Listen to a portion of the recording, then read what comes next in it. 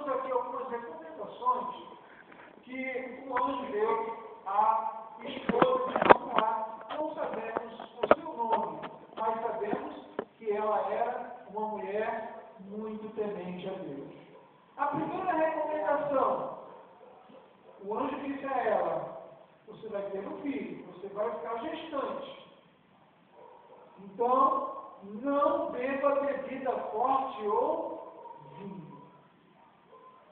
Segunda recomendação, não coma coisa imunda.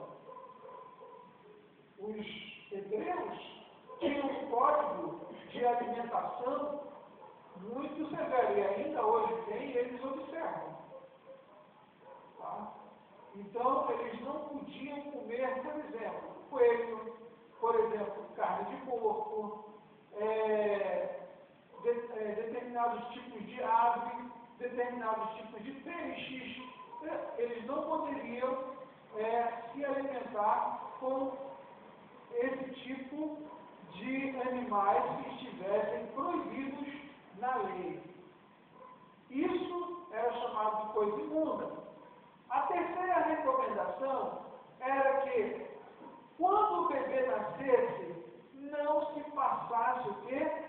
Navalha sobre a sua cabeça. Não poderia passar navalha sobre a cabeça daquela criança, porque ela seria para Deus considerada santa, né? Um nazireu de Deus.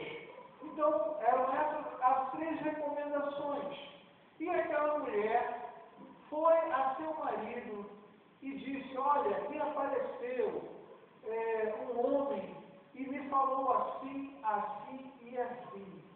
E ele falou: como você não me chamou? Não, ele é um homem que veio da parte do Senhor. Ele é um anjo que veio da parte do Senhor. E Manoá, e me falou assim, assim, assim. E Manoá voltou-se para a oração, pediu para que Deus reenviasse aquele anjo. E aquele anjo apareceu a Manoá. E então, eles conversaram, Manoá fez um sacrifício para ver se aquele sacrifício seria aceito ou não, se aquele anjo, né, da parte do Senhor, realmente daria uma confirmação assim, que fosse inequívoca, ou seja, que não haveria engano que era da parte de Deus. Então ele ofereceu o sacrifício a Deus, porque o anjo rejeitou o sacrifício, o anjo rejeitou dizer o seu nome, porque, visto que era maravilhoso, ele falou assim: não, você vai oferecer sacrifício ao Senhor dos Exércitos. Ao Senhor dos Exércitos. Ou seja, o anjo não aceitou a adoração. E quando ele estava fazendo o seu holocausto com um cabrito, veio sobre o altar, né? Veio fogo sobre o altar. Então aquele anjo se dirigiu na direção do altar e subiu sobre aquele fogo e desapareceu. Manoá ficou espantado: o que é isso? Olha, nós vimos Deus face a face, mulher, nós morreremos. É interessante, irmãos, que existe mulher que tem mais inteligência espiritual do que o marido. Tem mulher que sabe mais do que o homem, embora o homem tenha mais autoridade espiritual que a mulher. E é interessante que ela disse: não, como nós morreremos? Não morreremos coisa nenhuma, porque o Senhor, Ele aceitou o sacrifício. Se Ele aceitou o sacrifício, nós viveremos, teremos o nosso filho.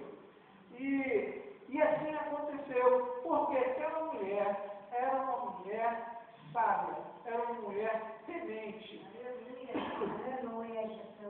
E o menino nasceu.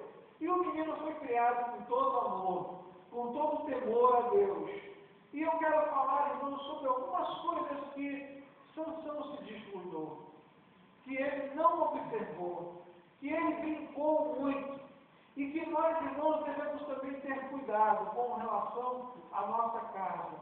Nós não devemos, irmãos, nos expor. Senhor a tal ponto que a gente venha pecar contra Deus, como fez Sansão várias vezes. Então, Sansão cresceu, ele se tornou, a Bíblia nos fala de duas coisas boas, muito boas, que tinham, que fazia Sansão. Primeiro, Sansão, ele, além de nazireu, ele era um homem de extrema força. Muito forte. Aquela força era de Deus. Aquele poder, quando vinha sobre ele era capaz de arrancar uma força de uma cidade e carregar até sobre um monte. Quando o poder de Deus vinha sobre Sansão, ele então, com uma queixada de jumento, ele tinha, irmãos, poder para matar 1000 homens. Tal era o poder de Deus sobre a vida de Sansão. Então a Bíblia exalta, a força, exalta essa virtude que havia sobre Sansão. A segunda coisa era que Sansão julgou a Israel durante 20 anos. A Bíblia não fala se ele foi um mau juiz, mas diz que ele julgou. E se ele não julgou, nós acreditamos que ele fez um bom trabalho em Israel. Apesar de, em alguns momentos, ele ter agido sem juízo. Embora fosse juiz de Israel. Então, irmãos, nós vemos que ele, rapaz, ainda quando seus pais estavam vivos, ele procurou uma mulher, filha dos filisteus. Seu pai e a sua mãe censuraram-no por causa daquela escolha. Por que ele deveria escolher uma mulher dos filisteus? Não tinha ele no meio da sua tribo, no meio das tribos do Senhor, tantas moças que ele poderia escolher, e ele iria escolher exatamente alguém que não era da linhagem hebraica, da linhagem escolhida, mas ele ignorava as recomendações de seus pais. E ele então casou-se com a Filisteia, na cidade de Timnate, E aquilo ali só trouxe para ele dissabores.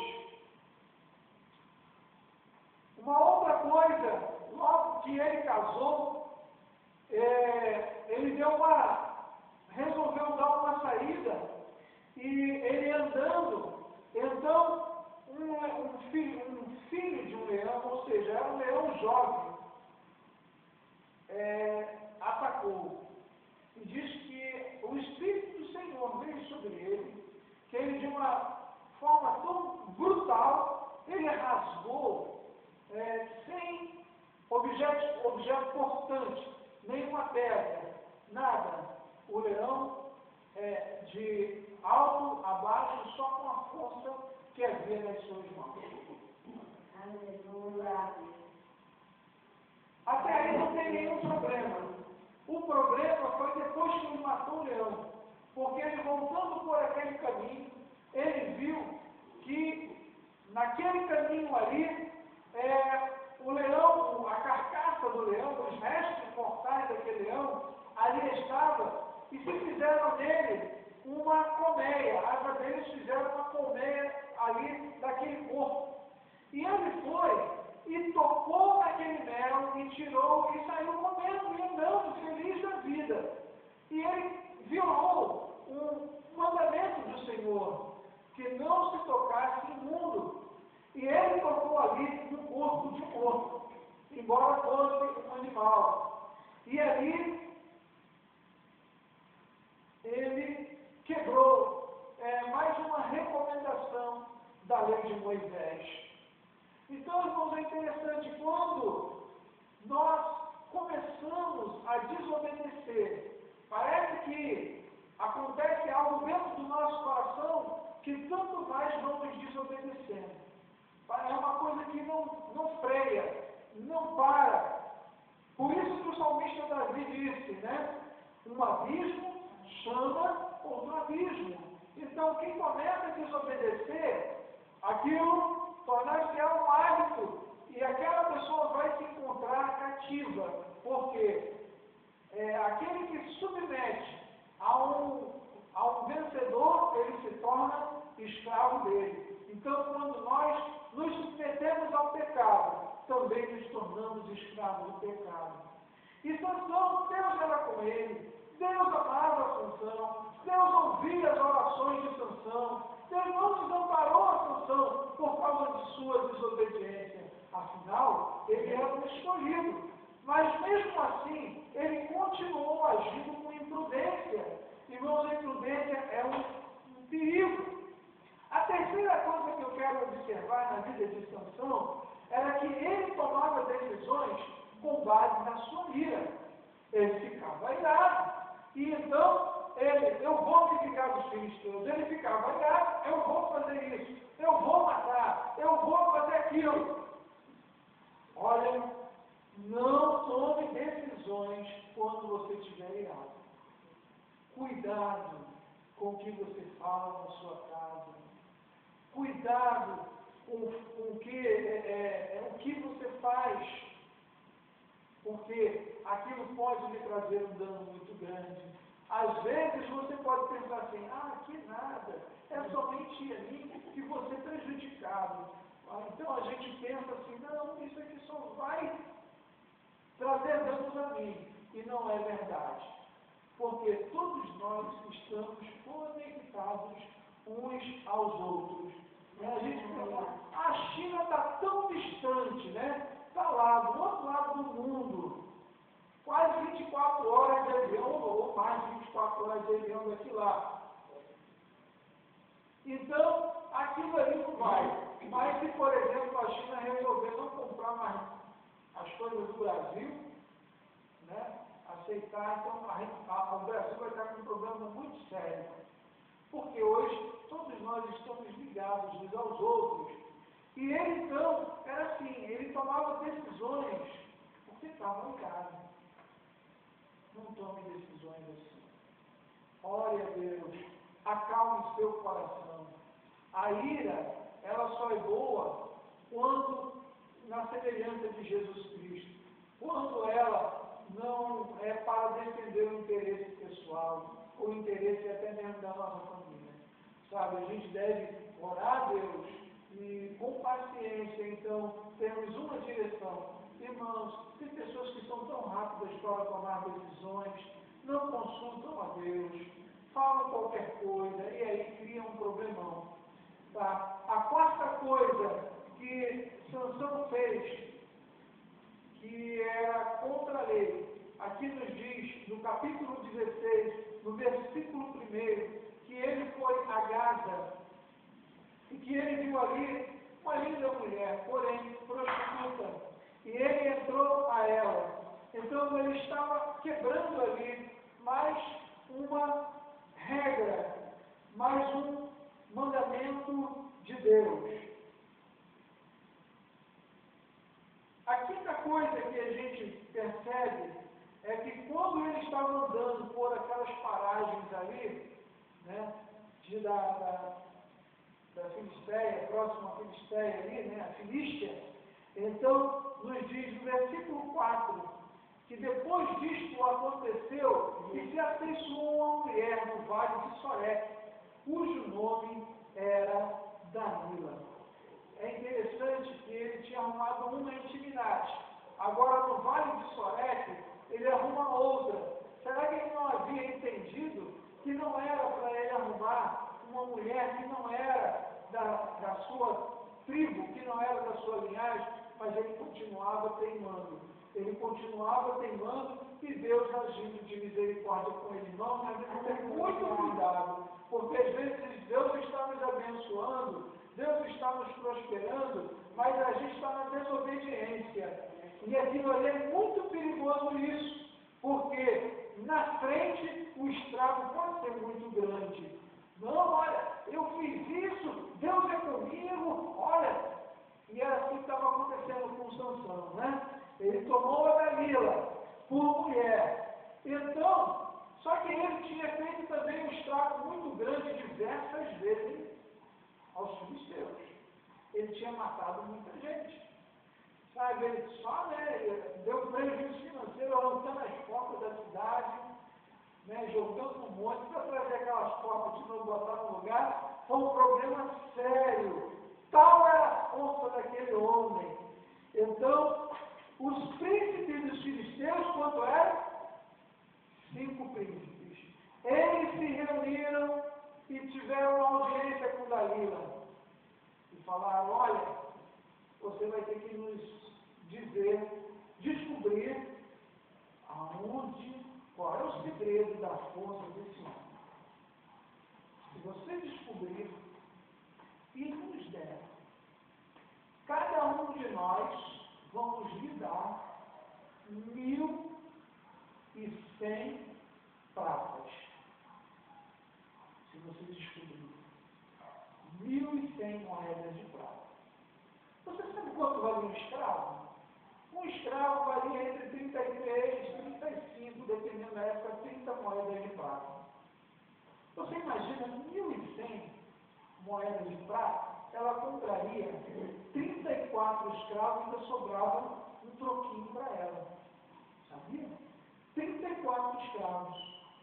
Agora, foram os 5 príncipes dos filisteus. Ou seja, matematicamente nos diz que aquela mulher ficaria milionária de um dia para o outro. 5.500 moedas de prata. Ah, negócio da China. Não, era da Filístia mesmo. Porque os 5 príncipes iam dar para ela, né, um pagamento de 5.500 moedas de prata. Ela estaria feita. Muito bem. Então, aquela mulher, de olho no dinheiro, ele não é da minha raça mesmo. Bom, o dinheiro por tudo responde, né? Vou ficar bem na minha vida. Então, arruma um garotão aí, né? Sustento ele e tal. Não tem importância não. E assim, irmãos, ela fez. Ela também começou a ser pressionada pelos príncipes, né? Ser ameaçada pelos príncipes. E aí, aquela mulher começou a procurar descobrir qual era o segredo da força de Sansão. Irmãos, guarda o teu segredo com Deus. Aleluia. Guarda o teu segredo da tua família com Deus.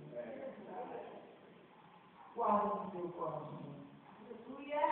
A Bíblia nos manda, né? Para nós tomarmos cuidado para que ninguém tome aquilo que é nosso, sabe, tome a nossa família, tome a nossa coroa, sabe, cuidado mesmo com os segredos de Deus na sua vida. Aí aquela mulher começou, Sansão, por favor, me revela qual é o seu segredo, e começou a atormentar a mente daquele homem, e aí ele começou a fazer um joguinho, uma brincadeira tipo de gato e o rato, né? Aí, a primeira vez que ele falou assim, olha, se me amarrar com corda com vinho verde, vocês sabem, né? Aquele vinho de fazer móveis, né? Então aquilo ali é forte pra caramba, só que verde, quer dizer, bem forte, mais forte ainda. Aí ele falou assim, ó, minha força vai se acabar. Aí a mulher vai, faz ele dormir, faz um cafunézinho, dá um vinhozinho para ele e tal, agrada ele. Aí ele está gostando da brincadeira, está gostando, conversando, maravilhado com a tentação. Aí ele dorme, aí a mulher vai e dá um jeito de amarrar. Aí quando, de repente, ele acorda com a voz, Sansão! Olha aí, os filisteus vêm sobre ti. E ele se levanta e despedaça o vinho como se não fosse nada. Mole. Aí a mulher, você está caçando de mim, você não gosta de mim, você não me ama. Começou a fazer beijinho para ele, sabe? Começou a fazer chantagem. E aí, ele era um besta mesmo. Porque aí ele estava gostando daquela brincadeirinha, né? olha, se me amarrar com cordas virgens, com cordas novas, né?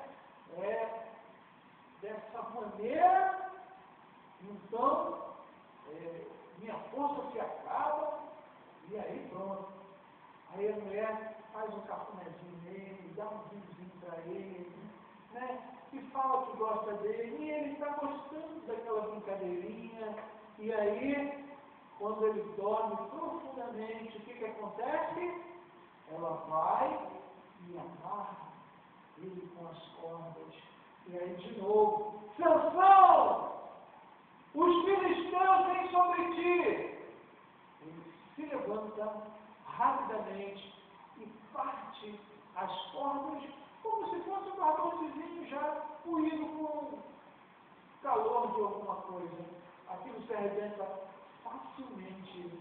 Mas ele está brincando com a tentação. Irmãos, a tentação é assim, sabe? Às vezes a pessoa não peca, mas ela está gostando de alguém pecar. Ela está, sabe, se aprazerando, não vou dizer deleitando, se agradando, né? De estar vendo alguém pecar. Ai, que delícia, que beleza, e tal. Ele mesmo não faz, mas ele está, sabe? Então é assim. E aí,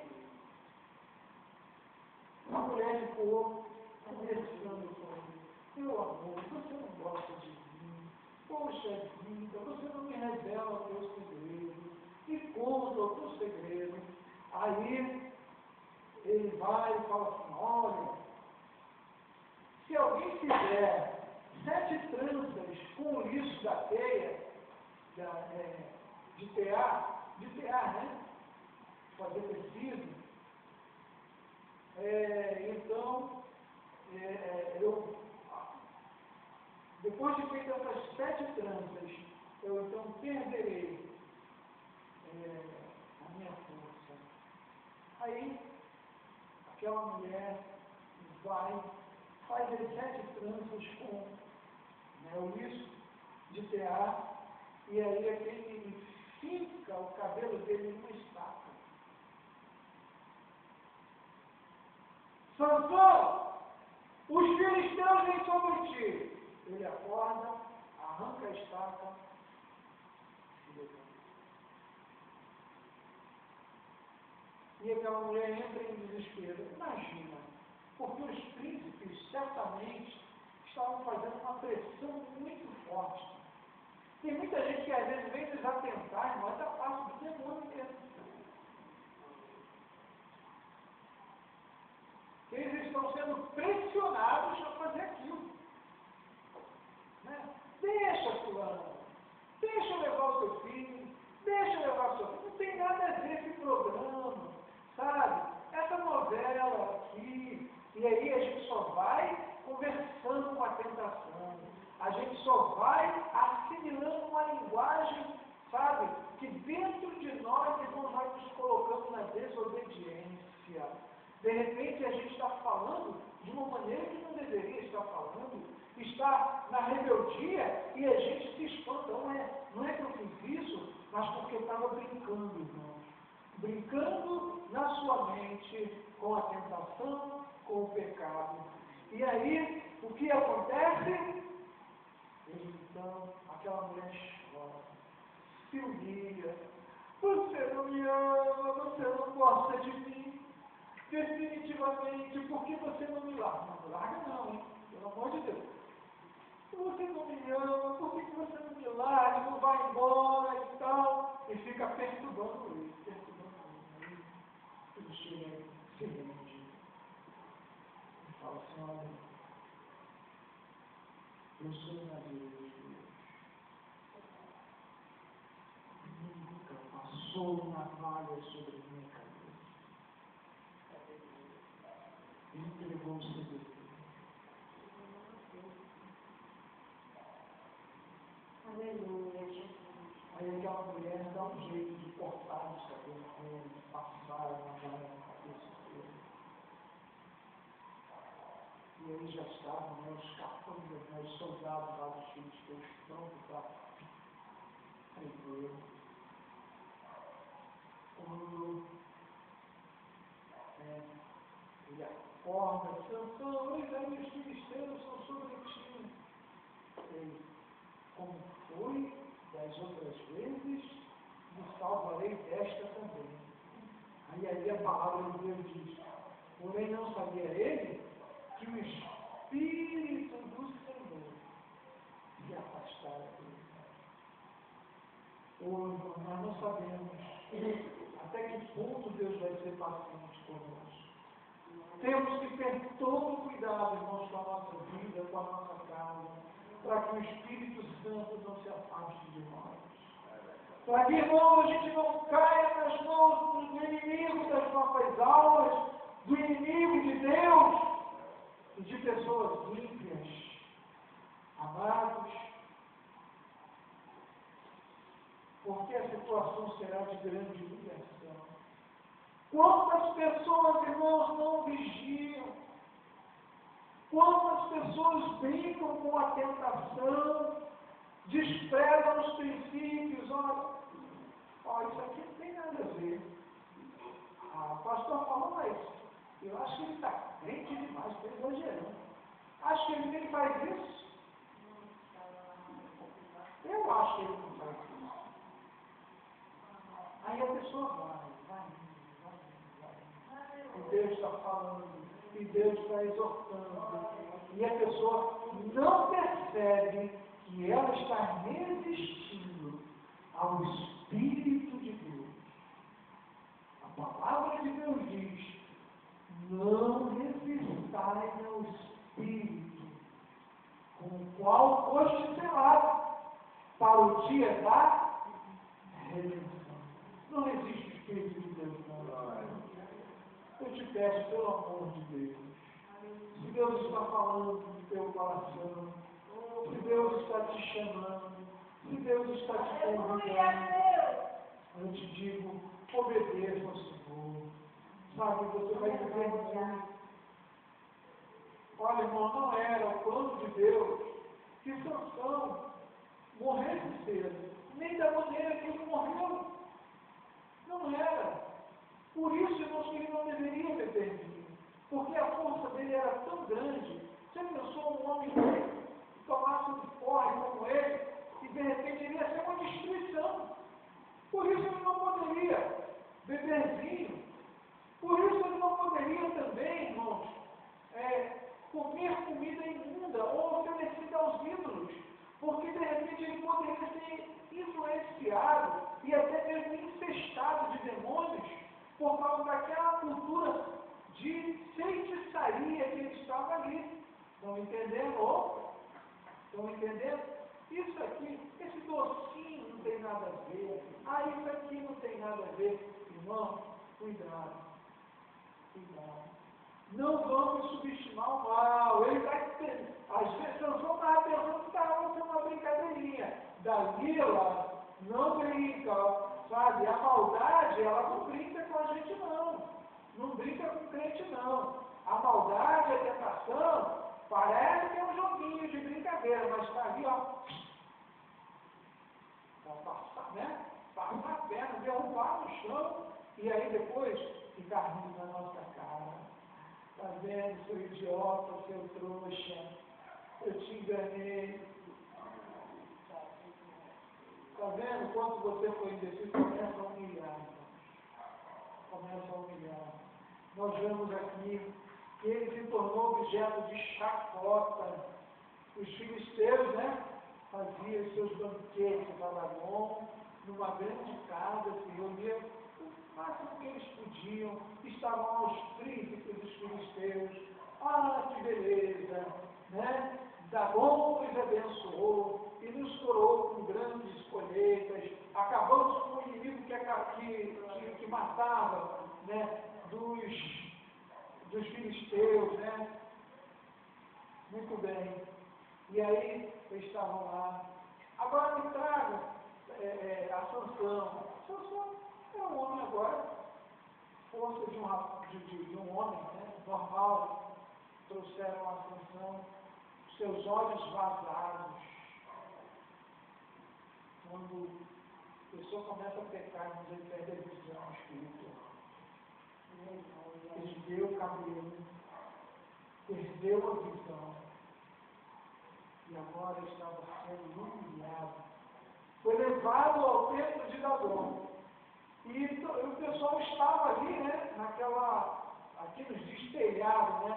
Mas nós devemos entender esse telhado aqui, não é como de telha não, né? Mas uma espécie de, como se chama? De galerias ali, mais elevadas, e todo mundo ali olhando, que legal, né? E o pessoal ria, morria de rir. Aí, ó, esse aí é o Deus de Israel. Ô, irmãos, quantas vezes nós vacilamos? O demônio, aí, cai seus terras aí, ó.